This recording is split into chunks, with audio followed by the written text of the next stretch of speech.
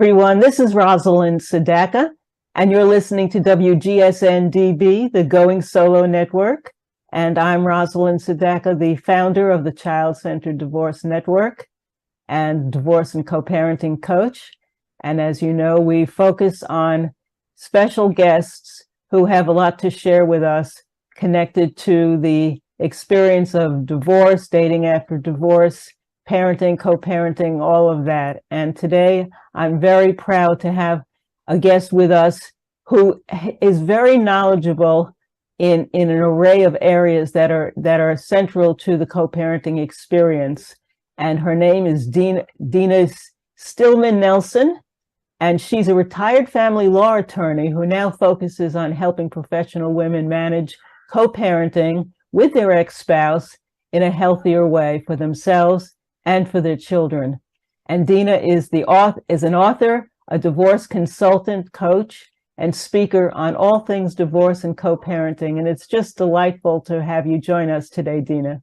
Thank you so much. I'm so happy to be here with you.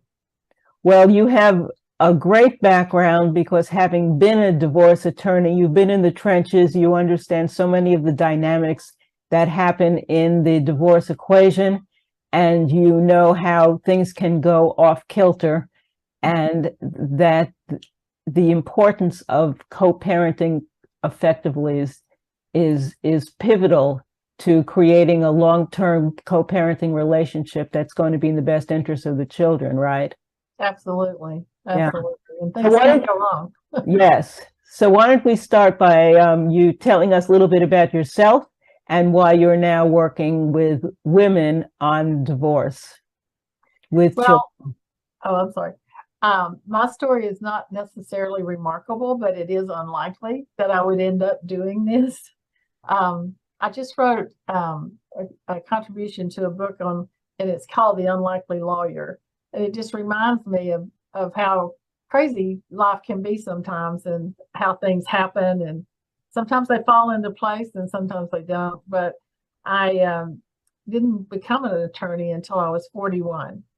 That's when I graduated from law school. I thought I was going to do Indian law, Native American stuff. And I worked with a gentleman there in Norman. I went to the University of Oklahoma, and our office was about 2 blocks from the school. So that was perfect, when I was in law school. And then when I got out, I just stayed there with him. And we did pretty amazing things for tribes and individuals. And it was a great experience. I worked with him for 8 years.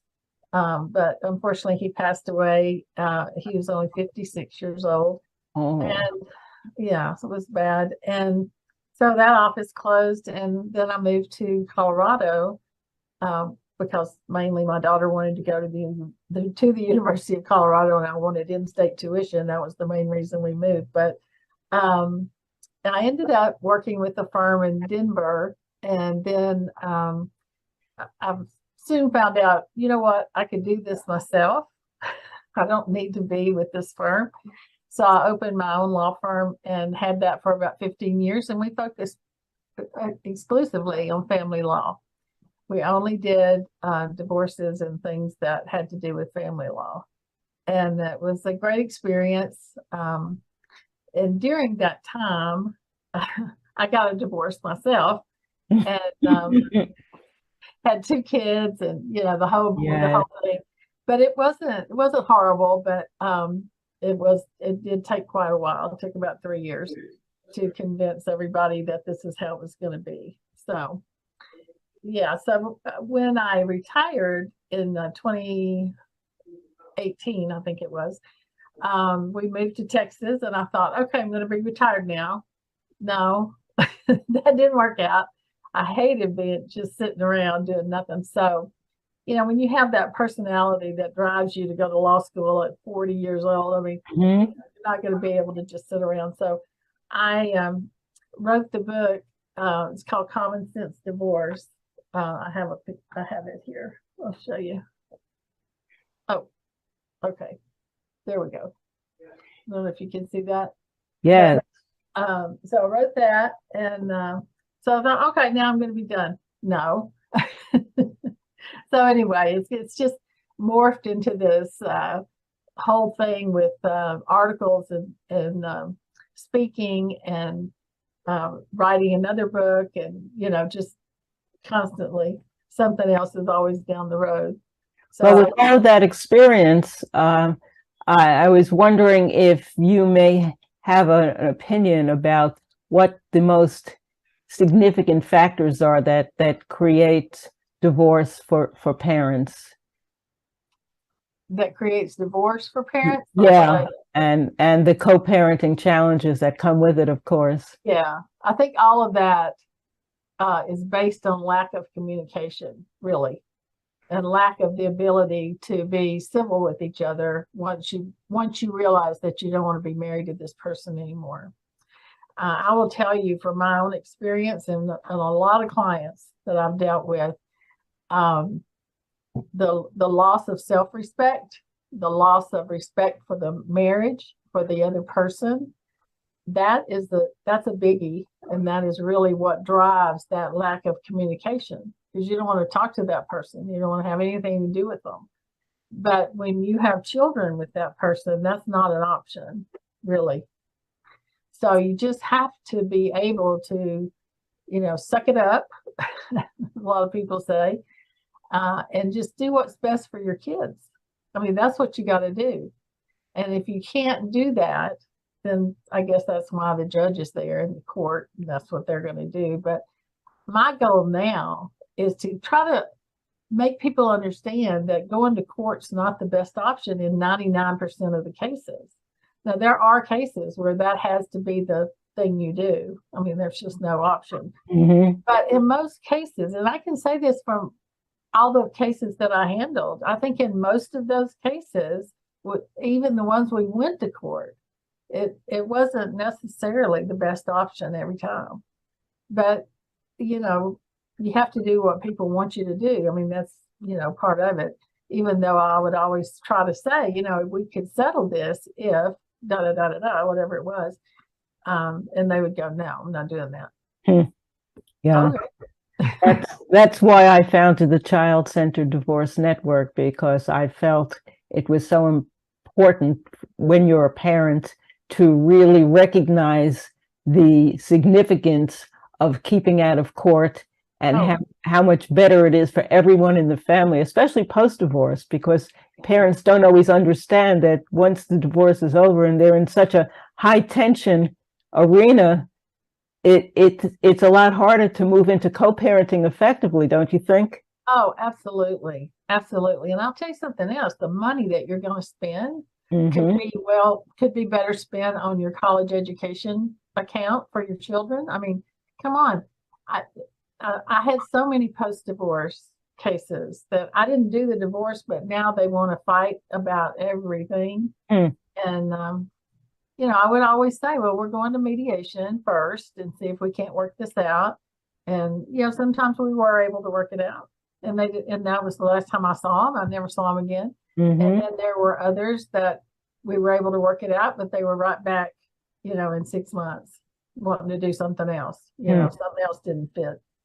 So it's just a matter of what your expectations are from the mediation or even in court. What is your expectation? Do you think the judge is going to give you everything you want, because he or she is not going to do that?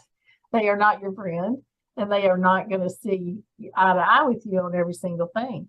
You have to know that going in, and you can't blame your lawyer because you don't get everything you want. Now, I will say there are some lawyers that you might want to blame, but not most of the time. No. It's, you just have to have reasonable expectations, and that's the lawyer's job to set that up. I hear you loud and clear. Good points.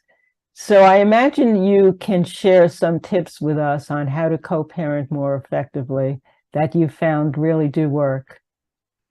There are some things that really do work, and things you should do and things you should never do. So I'm going to start with that. You should never vent to your child about your ex-spouse. And I mean never. And that means no matter what age the child is, if they're 8 or 28, you should not be venting about their father or their mother, whichever it is, Mm-hmm. to the child. They don't want to hear that. Your relationship with your ex is one thing. Their relationship with your ex is a whole different thing. That's their parent. Okay. You feel differently. Think about yourself. You feel differently about your parent than you do your spouse. Of course. I mean, and that's the whole problem there. And also, when you disparage the ex-spouse in front of the child, it makes the child sympathetic with the ex-spouse. Not he or she is not going to be sympathetic to you because you're the one griping about the ex-spouse. I mean, that just makes sense. So you're not going to get the result that you're looking for if you're doing that to get sympathy from the child. That won't happen. So it's just better for you, for the child, for the ex. Everybody's better off if you just don't do that. So I would always warn my clients about that. Mm-hmm. And the other thing, or another thing, I think is real important is when you're making your separation agreement to start with, you need to be very child-centered, and just fits into what you talk about all the time, Rosalind. It's just you need to be thinking about your children more than yourself when you make that separation agreement, because that's what it's about. It's about the child. It's not necessarily about you and your convenience. So if you can do that, a lot of people can do that. They love their children enough to do that, to put them first. And that's really what it's about. So I think that's an important aspect because, and let me say this, it is your responsibility, not your lawyer's responsibility to do that. Your lawyer is there to help you with the legal aspect of what's going on. But you need to always, no matter what's going on legally, you need to always have your children's best interest first and foremost in your mind and in your heart. Yeah, and it's amazing how we all pay lip service to that, and yet at the same time, parents will very easily lose their focus in that regard and make decisions that are definitely not in the best interest of the children, not in the best interest of everyone in the family, and so it creates a lot of havoc. You'll excuse my cat for coming to join us. He was interested in this topic too. So. That's perfectly fine. So we're going to stop for just a moment and take a quick break, and we will be right back. Hi, everyone. This is Rosalind Sedaka with WGSN-DB, the Going Solo Network. And I'm talking to Dena Stillman Nielson, who's a former attorney, and now she's an author and coach and an expert on co-parenting equation. And she's telling us things that can be found in her book on co-parenting expertise. And we were talking about the best interest of the kids, to make sure that the other party is doing everything possible. Do you have some tips in that regard? You know, it's hard to know every time what's happening in the other household, right? Mm-hmm. So you just got to do the best you can on that. But one thing I would say, and I suffered from this my very own self, so I know. But you've got to learn how to let go, and you've got to learn how to not be so micromanagement. I think a lot of people want to micromanage their children, and they want to micromanage this situation, and you just can't do that. You're going to be miserable the entire time if you do that. You will be miserable and your children will be miserable. And that's not the point here. That's what you're trying to avoid, I think. So in order to actually feel good about what's going on in the other household, you have to have better communication with the other spouse. That's what you have to do. And that goes back to what I said at the beginning, that really comes from the whole conflict of the divorce and carries over into the co-parenting. Yeah, and you talk about common sense divorce. It seems like these things would be common sense, and yet we find that they're not, right? When we're dealing with some clients. That's so true. That's so true. They don't teach common sense. You either have it or you don't. Exactly. I very often will tell clients to try to catch your ex doing something right, because so much of the time when we're talking to them, we're talking about, you messed this up, you forgot that, you didn't do this, I wish you would have done that. And there's always a level of criticism. And it's nice to give them an attaboy on occasion, a pat on the back, a thanks, I really appreciate that. And it also teaches them how you want to be treated, because it would be nice to hear that from your co-parent now and then, right? So true, so true. That is one of the things that I always told my clients is to, don't expect the worst from your ex-spouse. You might be surprised if you just give them the opportunity to do the right thing. Maybe they will. Right. Yeah, So I totally. always said, be optimistic about how this is going to go. Don't constantly think doom and gloom, because if you give them their opportunity, they may want to be your helper instead of your, being working against you. I agree, and I think that that's very significant.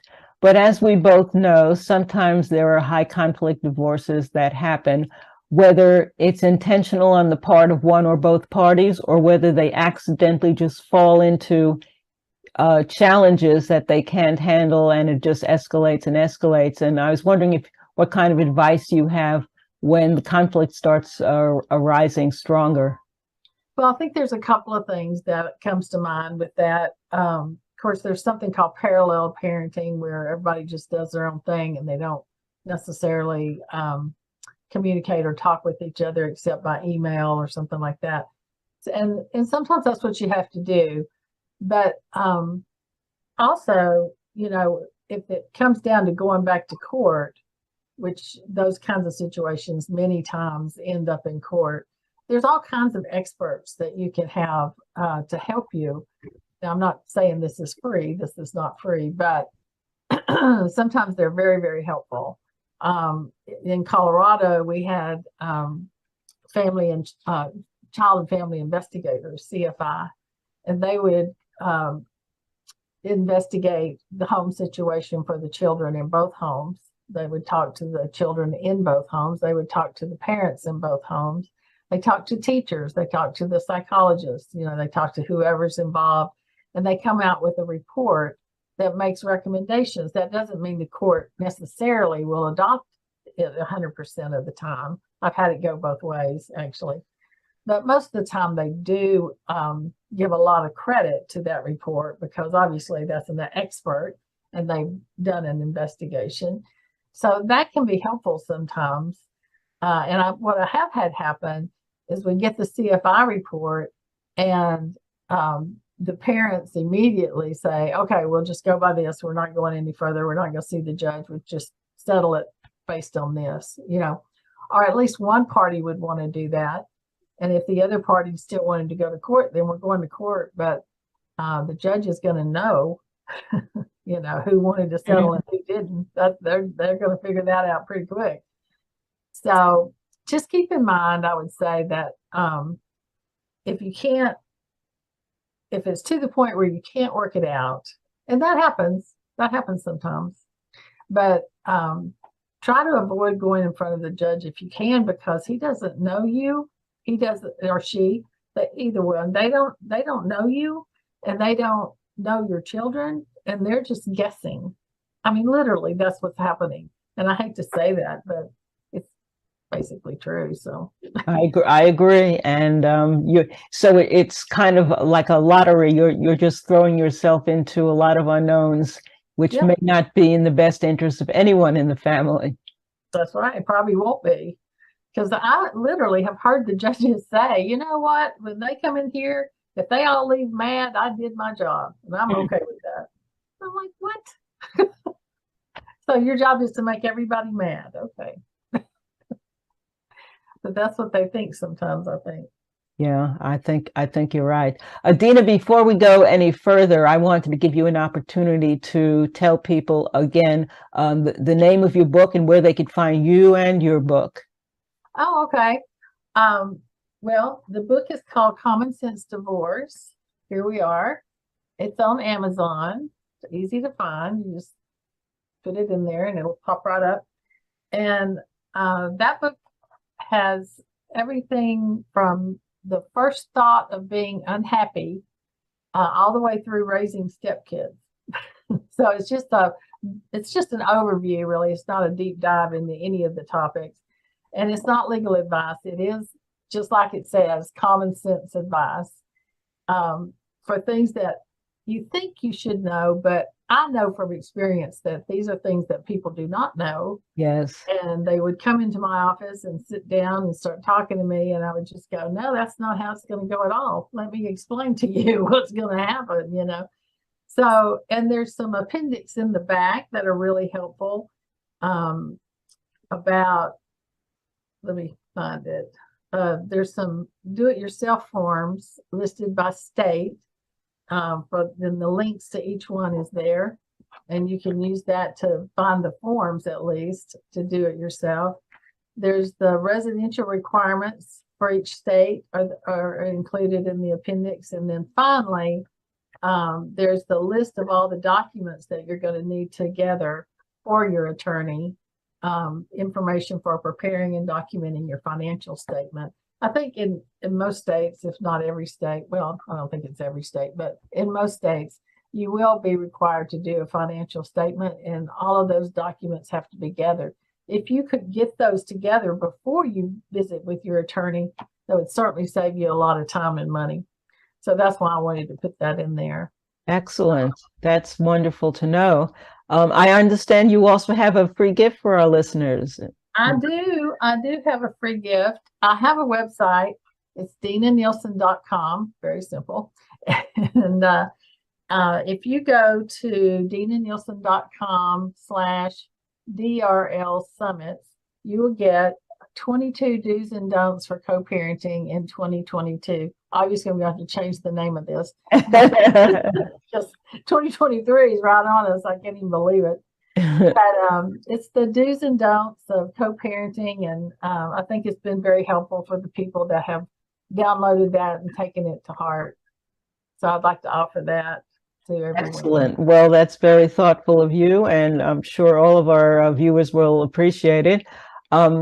I wanted to give you an opportunity to give us a takeaway that you think is one of the most important messages that we could keep in mind related to the co-parenting experience. Well, I would just say this.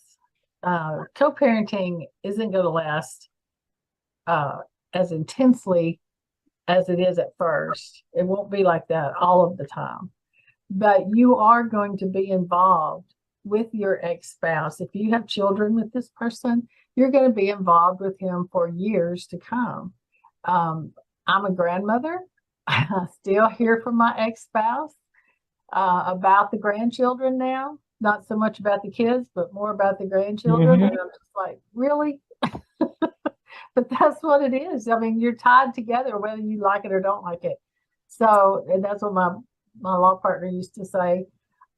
He said, like it, don't like it, that's the way it is. That was and that's true of co-parenting.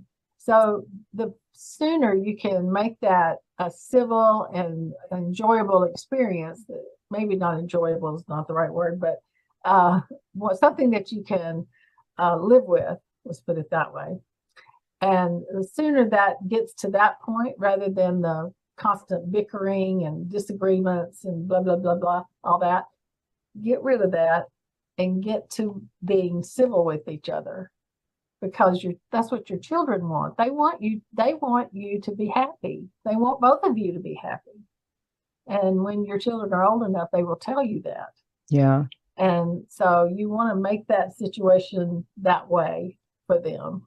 And if all you can do is text back and forth, start there and start texting back and forth.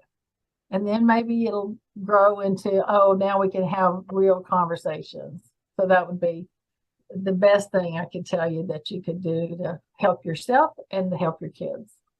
Thank you, Dena Nielson. You've been very, very helpful, and it's wonderful getting advice from you. You have a wealth of experience. So thanks so much for being a guest. Well, thank you. I appreciate the opportunity.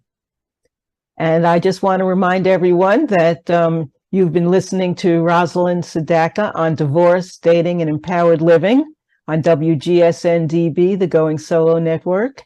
And every time we do our interviews, they're with people who really care about families, children, creating a most positive experience through the divorce and long beyond into the co-parenting experience, dating after divorce, and all those related topics. So join us whenever you can, because our information is valuable to support you. You could also find more information about the Child-Centered Divorce Network and my coaching services at childcentereddivorce.com. Until next time, this is Rosalind Sadaka. Thank you so much, and bye-bye.